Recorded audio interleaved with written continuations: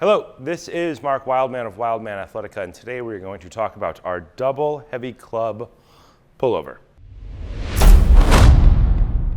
The double club pullover is a difficult exercise. This is an exercise that I tend to teach much later in training because when you do single arm movements, one side of your spine can be out of load and the other side of your spine can learn to move. That's very good. When you go to two-handed, still easier. When you go to two heavy clubs, they both move independently in each hand.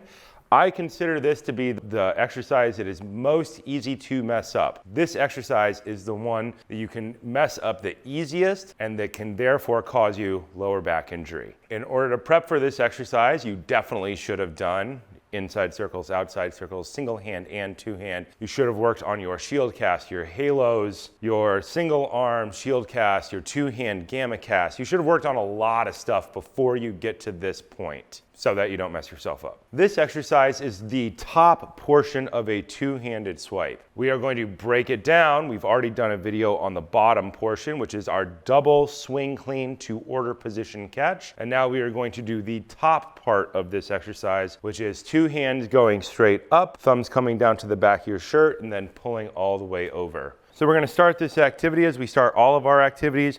Our feet are going to be directly under our shoulders, or we're going to point both of our feet perfectly straight ahead. Chop at the hips to set up for the bottom. Thumbs point down when you grab.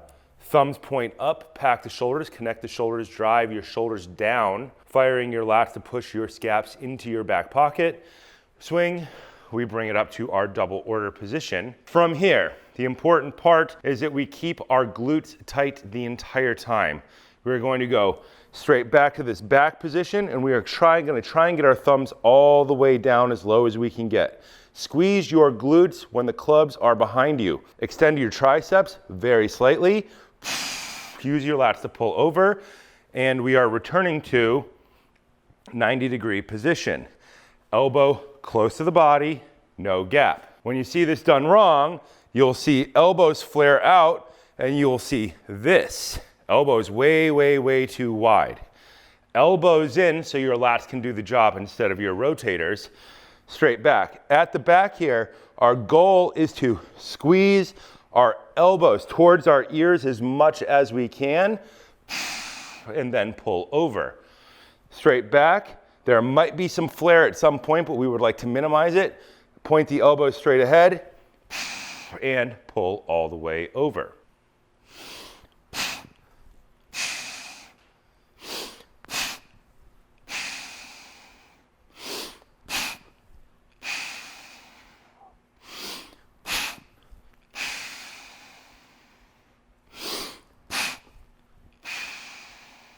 Where this exercise gets dicey for most people is when they put their arms behind them, they dump their lower back. Their glutes shut down and their lower back drifts. So their belt would become pointed down at a 45-degree angle. These muscles are no longer supporting their lower back, and something in there usually will go out of whack at some point. Think about this exercise as having the top of the core and the bottom of the core. The bottom of your core being your belt line and your hips, the top of the core being your rib cage. There are several ways to get the power to do this movement as you go up in weights. When it's light, it can be just arms and just lats, and you can lock out your legs as hard as possible, pulling your quads up and squeezing your glutes.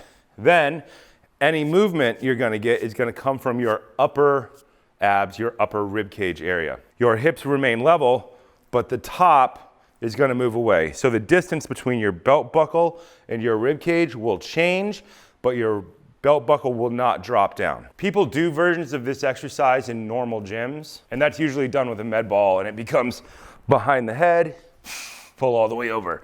Behind the head, pull all the way over, and then that builds into a slam of some type. And they can either be jumping slams or whatever. But the point is the faster you do this, the more you accelerate back, your abs contract in order to keep your body from being ripped in half, and that's what makes it an abdominal exercise. When people do this in the gym, they do it with 10, 15, 20, 25 pound med balls. What makes this different with clubs is even at the lightest Two 10-pound clubs is already 20 pounds. Two 15s is 30. Two 20s is 40. Two 25s is now 50 pounds of a pullover. And then getting into two 30s, now you're at 60 pounds of leverage weight trying to rip your body in half, and you're resisting that extension. That's what separates this from everything else. I can't think of another version of an exercise that has this much loaded extension in it. I just don't know if there is one. There probably is. I just can't think of one off the top of my head. Med balls are lighter,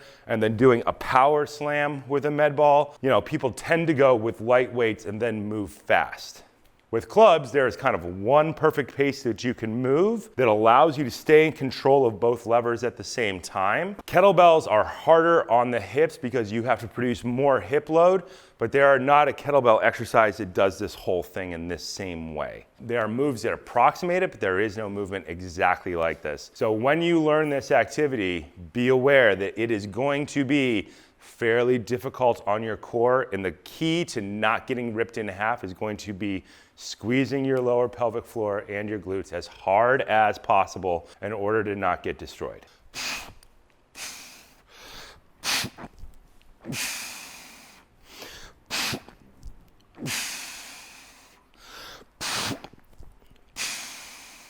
This has been Mark Wildman of Wildman Athletica.